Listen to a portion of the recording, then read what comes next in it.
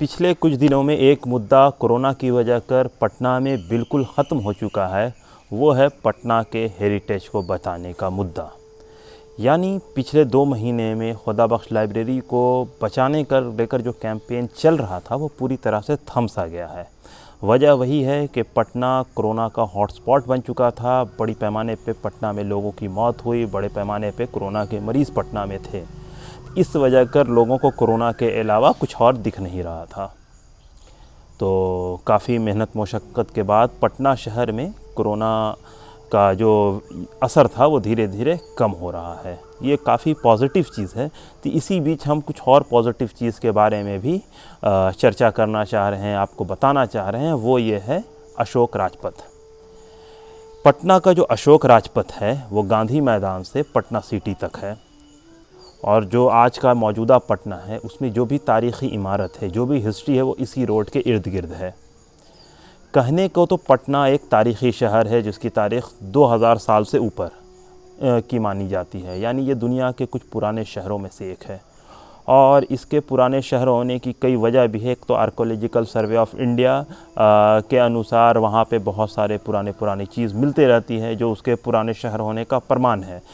तो उसमें 2-2.5 हज़ार साल तो हम मान के ही चलते हैं। और कितना पुराना शहर है ये एक अलग रिसर्च का मुद्दा है।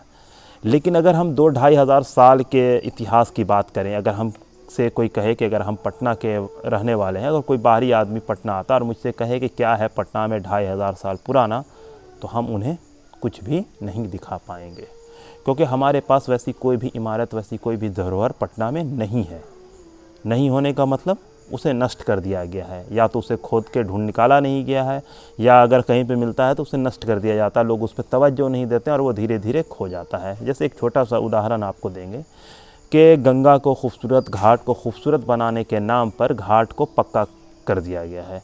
अब जो आर्कोलॉजिकल सर्वे ऑफ इंडिया, जो आर्कोलॉजी जो लोग करते हैं, तो उसमें गंगा के किनारे जो घाट है उसकी मिट्टी, वहाँ पर की गिट्टी का इस्तेमाल कर वो पता करते हैं कि ये कितने हज़ार पुरानी तारीख़ है, तहज़ीब है वहाँ पर। लेकिन वो ख़त्म हो गया है। ऐसे ही बहुत सारी चीज़ है वो ख़त्म हो रही हैं। अब आते हैं मिडिवल दौर में, यानी एक अशोका का दौर जो एंशियंट दौर है, उसके बाद मिडिवल में आएंगे। तो पटना जो शहर है वो शेर शाह सूरी के दौर में बसा है। तो शेर शाह सूरी के दौर की जो इमारत पटना में है वो 2-3 इमारत है। एक को जलान का जो किला है उसको भी लोग शेर शाह सूरी के किला से जोड़ते हैं, जो किला हाउस आज की डेट में कहलाता है। इसके अलावा एक मस्जिद है जिसको शेर शाह सूरी की मस्जिद कहा जाता है। 5 गुंबद की ये मस्जिद है जो 1934 के ज़लज़ले में काफ़ी नुकसान झेल चुकी थी। तो ये जो मस्जिद है और वो जिस किले की बात की, तो ये अशोक राजपथ के एक दाईं जानिब है, एक बाईं जानिब है।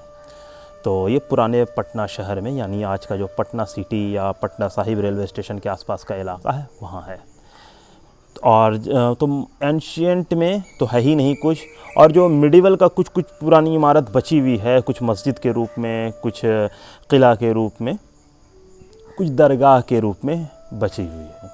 और जो मॉडर्न की बात करें तो उसमें गोल घर हो गया और कुछ और दीगर इमारत जो अंग्रेज़ हुक्मरान ने अपने दौर में बनवाया था। उसमें कुछ अफ़ीम की कोठी, कलेक्टेरिएट वग़ैरह भी है।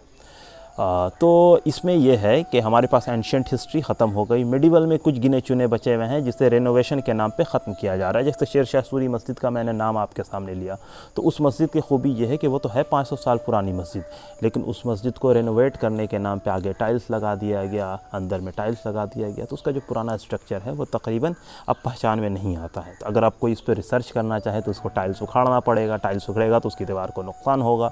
देन अब रिसर्च उसकी मुश्किल है। ऐसे ही बहुत सारी इमारत, बहुत सारी मस्जिद, बहुत सारे मंदिर वगैरह भी पटना में है जिसकी एक लंबी तारीख़ है, लंबी हिस्ट्री है, लेकिन हम उसके बारे में नहीं जानते हैं। तो अब आप पूछिएगा ये क्यों हम बात कर रहे हैं, तो बात ये कर रहे हैं कि हम अपने पटना को कहते हैं कि ये एक तारीख़ी शहर है जिसकी हिस्ट्री कई हज़ार साल पुरानी है, लेकिन इसमें दिखाने को हिस्ट्री के नाम पे कुछ भी नहीं है। अब आते हैं मॉडर्न में। मॉडर्न में हमारे पास जो कुछ पुरानी इमारत है वो पादरी की हवेली हो गई, हमारे पास गोल घर हो गया, फिर उसके बाद की कुछ इमारत है मॉडर्न में।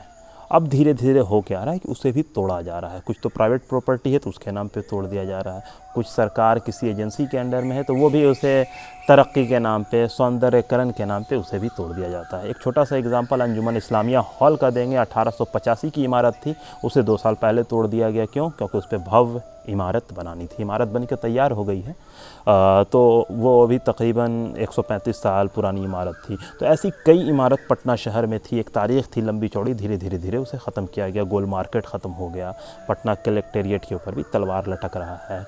और इसके अलावा 1917 में जब गांधी जी आए थे तो सिकंदर मंजिल में ठहरे थे, तो सिकंदर मंजिल को भी साल 2017 में तोड़ दिया गया। प्राइवेट प्रॉपर्टी थी। तो ऐसी बहुत सारी पुरानी इमारत है। तो हम बात करते हैं हिस्ट्री की, अपनी लीगेसी की, लेकिन हम उसको बचाते नहीं, उस पर हम चर्चा नहीं करते हैं।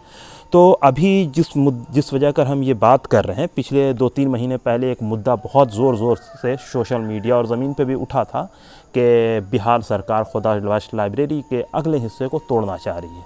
तोड़ने का मकसद क्या था कि वो फ्लाईओवर अशोक राजपथ पे बनाना चाह रही थी, कि जो फ्लाईओवर गांधी मैदान से शुरू होता और NIT पटना के मोड़ पे जाके गिरता।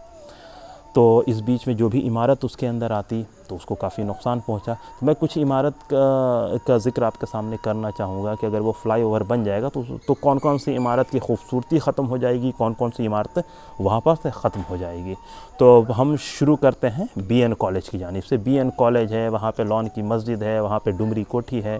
आगे आएंगे तो PMCH है, PMCH से पहले डेंटल कॉलेज है, डेंटल कॉलेज के सामने में मुरादपुर मस्जिद है, वहाँ पे एक शियाओं की एक बहुत खूबसूरत पुरानी कदीमी मस्जिद है। और फिर ख़ुद एक पोस्ट ऑफिस है, उसके पीछे एक चर्च है।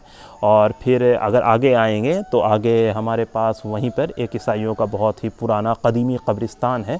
बेसिकली ईसाइयों कम अंग्रेज़ों का ज़्यादा वो कब्रिस्तान है। और फिर PMCH की जो पुरानी विमेन हॉस्पिटल की बिल्डिंग है वो है। फिर और अगर हम आगे बढ़ें तो पटना कॉलेज है, पटना यूनिवर्सिटी है, सीनेट हॉल है, साइंस कॉलेज है, उस साइड मदरसा शमशुल हुदा है। तो ये जितनी भी बिल्डिंग है, जितनी भी इमारत है, ये 100 साल के आसपास की बिल्डिंग है। अगर पटना में इतिहास की बात करें तो आज की डेट में 100-150 साल पुरानी ही बिल्डिंग बच गई है। जो एंशिएंट हम खुश होते हैं जिस चीज़ के ऊपर कि हमारी कई हज़ार साल पुरानी लीगेसी है, वो सब ख़त्म हो गई है। ना एंशिएंट हमारे पास कुछ है, ना मिडिवल हमारे पास कुछ है। अब मॉडर्न को भी तोड़ा जा रहा है। मॉडर्न के बाद अब हम और आगे बढ़ने की कोशिश कर रहे हैं कि पुरानी इमारत को ख़त्म कर दो और नई इमारत बना लो। जैसे अभी हमारे यहाँ सभ्यता द्वार बना है, अच्छी बात है सभ्यता द्वार बना है, लेकिन किस सभ्यता की बात कर रहे हैं? क्या पटना में सभ्यता दिखाने के लिए कुछ है? नहीं है। हमारे पटना शहर, क्यों पटना शहर है? गंगा की वजह कर। अगर एक साइड गंगा, दूसरे साइड पुनपुन और तीसरे साइड सोन नदी नहीं होता तो शायद पटना शहर आबाद नहीं होता। पटना शहर के आबाद होने की ये 3 नदी है। तो आज की डेट में गंगा नदी को चीरते हुए एक पुल बना दिया गया है। तो उस पुल का क्या नुकसान हो रहा है कि गंगा नदी धीरे धीरे मुर्दा होते चली जाएगी। तो जो पटना शहर की असली खूबसूरती है वो ख़त्म हो जाएगा। तो ये जो पुल बनाने की बात हो रही है कि हम जो पुल बना रहे हैं अशोक राजपथ पर, जिसमें ये कहा गया है कि इन कुछ इमारत को हटाया जाएगा और उनके ऊपर से पुल जाएगी, तो डबल डेकर पुल है। तो उसका नुकसान क्या होगा वो तो मैंने बताया कि सारी स्ट्रक्चर हमें ख़त्म हो जाएगी। लेकिन एक सीधा सवाल है, बार बार सरकार ये कहती है कि वो गंगा के ऊपर जो पुल बना रही है, सो कॉल्ड जो मैरीन ड्राइव है, उसके बनाने का मकसद ये है कि पटना शहर को जाम से बचाना। जब उस साइड से गंगा के ऊपर से आप पुल इस साइड से बना रहे हैं तो आपको बीच शहर से फिर एक पुल ले जाने की क्या ज़रूरत है? क्या ऐसी ज़रूरत है जो आप पुल वहाँ पे ले जाके अपनी पूरे धरोहर इतिहास को ख़त्म करने की कोशिश कर रहे हैं? पटना यूनिवर्सिटी 1917 में बना, तो एक कदीमी इमारत है। किस तरह से वहाँ पर चंदा दे के जो छोटे छोटे बिहार के रजवाड़े थे उन्होंने डोनेशन दे के PMCH इस्टेब्लिश किया। किस तरह से उन्होंने पटना यूनिवर्सिटी इस्टेब्लिश किया, NIT पटना इस्टेब्लिश हुई। इस तरह की जितनी भी बिल्डिंग है, जितनी भी इमारत है, वो हमारे धरोहर का हिस्सा है। एक लीगेसी है कि किस तरह से यहाँ के राजवाड़े, यहाँ के रईस लोगों ने यहाँ के एजुकेशन पे कंट्रीब्यूट किया था। क्योंकि बिहार 1912 में एक राज्य के तौर पे वजूद में आया था। उसके बाद यूनिवर्सिटी बनी, मेडिकल कॉलेज बना। तो एक लंबी चौड़ी लीगेसी है। अगर हम इसको ख़त्म कर देंगे तो हमारी एक लंबी चौड़ी लीगेसी ख़त्म हो जाएगी। हम हर साल 22 मार्च को बिहार दिवस मनाते हैं, लेकिन उसको दिखाने के लिए कुछ नहीं होगा। हम हार्डिंग पार्क की बात करते हैं, हार्डिंग पार्क के बगल से पुल गुजार दिया गया, हार्डिंग पार्क को ख़त्म कर दिया गया। जबकि वो हार्डिंग पार्क लॉर्ड हार्डिंग के नाम पे इसलिए बना था क्योंकि लॉर्ड हार्डिंग ने बिहार को एक अलग राज्य बनाने में अहम रोल अदा किया था। तो जितने भी बड़े बड़े लोग हैं उस ज़माने के, उन्होंने लॉर्ड हार्डिंग के इस पार्क के लिए डोनेशन दिया था, जितने भी बड़े, चाहे सर अली इमाम का नाम हो, चाहे दरभंगा महाराज का नाम हो, या जितने भी महाराज और राजवाड़े उस ज़माने में थे, उन्होंने डोनेशन दिया था, तब जाके हार्डिंग पार्क बना था। लेकिन हम बिहार दिवस मनाएंगे लेकिन उस लीगेसी को ख़त्म कर देंगे। वैसा कई एग्ज़ाम्पल है कि हम तो लीगेसी को मनाते हैं, मतलब सेलिब्रेट करते हैं, और लीगेसी को ख़त्म करते हैं। तो ज़रूरत इस बात की है कि हम अपनी लीगेसी को समझें, जानें। बात यहाँ पर सिर्फ खुदा बख्श लाइब्रेरी को बचाने का नहीं है। खुदा बख्श लाइब्रेरी को बचाने की ज़िम्मेदारी वहाँ के डायरेक्टर ने खुद अपने कंधे पे ले ली है। ये एक लंबी लीगेसी है खुदा बख्श लाइब्रेरी की। जब भी वहाँ पे कोई बाहरी लोग दखल डालते हैं तो वो उसे बचाने की कोशिश करते हैं। तो एक बार फिर से कर्जन जो रीडिंग रूम है उसको तोड़ने की कोशिश की जा रही है, तो वो उसे बचाने के लिए फिर से एक बार मैदान में है। और जहाँ तक खुदा बख्श लाइब्रेरी के इतिहास की बात है, तो खुदा बख्श लाइब्रेरी की खूबी ये है कि खुदा बख्श लाइब्रेरी काफ़ी पहले, मतलब 19वीं सदी में बेसिकली वो बनना शुरू हुई थी। और 1934 में जो ज़लज़ला आया था तो खुदा बख्श लाइब्रेरी के ऊपरी हिस्से को नुकसान पहुंचा था। तो जो बगल में उसके मेंस इंस्टीट्यूट है, तो लाइब्रेरी को वहाँ पे शिफ्ट किया गया था 1934 में। और 1934-35 के दरमियान में लाइब्रेरी की नई बिल्डिंग बनी। तो आज जो स्ट्रक्चर दिख रहा है वो नया स्ट्रक्चर है। तो ये एक लीगेसी है, वो इतिहास है हमारा कि जितनी भी बिल्डिंग है हमारी बिहार में, वो सारे 1934 के ज़लज़ला के बाद ही मैक्सिमम बनी है। उसकी वजह ये है क्योंकि 1934 के ज़लज़ला में बहुत सारी इमारत को नुकसान हो गया था। तो हर चीज़ हमें एक दूसरे से जोड़ती है। अब तरक्की के नाम पे हर पुरानी इमारत को तोड़ दीजिए, हर चीज़ को तोड़ दीजिए, तो ये तो गलत है। तो आप कोई आएगा आपके शहर में कि क्या है पटना में दिखाने के लिए, क्या आप फ्लाईओवर दिखाइएगा, मतलब दिखाइएगा क्या? गंगा में अब देखने लायक भी कुछ नहीं है क्योंकि आपने पुल बना दिया। तो अब पटना में कुल मिला के दिखाने के लिए कुछ बचा नहीं। तो जो बचा है, ज़रूरत है उसे हम बचाएँ। और एक चीज़ और, खुदा बख्श लाइब्रेरी जब बन के तैयार हुआ था ज़लज़ला के बाद बिल्डिंग, तो लाल रंग की इमारत थी। और 1939 में आप लोगों को पता ही है सेकंड वर्ल्ड वॉर शुरू हुआ, तो उसमें पटना शहर के ऊपर बमबारी का ख़तरा था। तो उस समय पटना जो लाइब्रेरी है, लाइब्रेरी से सारी किताब को शिफ्ट कर दिया गया था दूर दराज के देहात के इलाकों में। और जो लाल रंग की दीवार थी उसको पेंट कर दिया गया था ब्राउन से, क्योंकि लाल रंग दूर से ही दिख जाता था, तो एरोप्लेन से उस पर बमबारी करके उसको नुकसान पहुंचाया जा सकता था। तो इस तरह से लोगों ने लाइब्रेरी को बचाया है, बहुत मेहनत और मशक्क़त की है। तो हम लाइब्रेरी को भी अपने बचाएंगे और साथ में अशोक राजपथ और पटना में जितने भी हेरिटेज हैं उन तमाम को बचाएंगे और उसके लिए जद्दोजहद करेंगे, अपनी मांग उठाएंगे जिस तरह से हम उठा सकते हैं।